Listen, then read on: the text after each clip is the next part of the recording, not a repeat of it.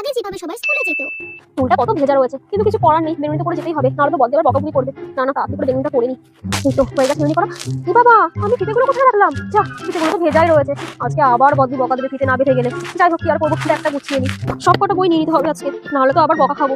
কি যে করি, শিলা ম্যাডামের পড়াটা তো মুখস্থই করতে পারিনি। এক কাজ করি, আগে সমস্ত কিছু নিয়ে নি, তারপর প্রিয়রা শিলা ম্যাডামের পড়াটা মুখস্থ করে নেবো, নাহলে তো একেবারে কান ধরে দাঁড় করে রেখে দেবে। না না, তাড়াতাড়ি ব্যাগের মধ্যে ঢুকিয়ে নি। ব্যাস, টিফিনটাও নিয়ে নিয়েছি, তো বন্ধুদের সাথে টিফিন শেয়ার করে খাবো, কি মজা হবে। চাই এখন যেভাবে সবাই স্কুলে যায়। আগে একটু হালকা করে মেকআপ করে নি। বাহ, কি সুন্দর লাগছে আমার মুখটা।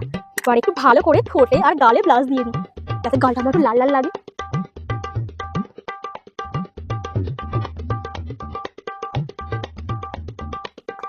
কি সুন্দর লাগছে, পুরো ন্যাচারাল বিউটি আমার।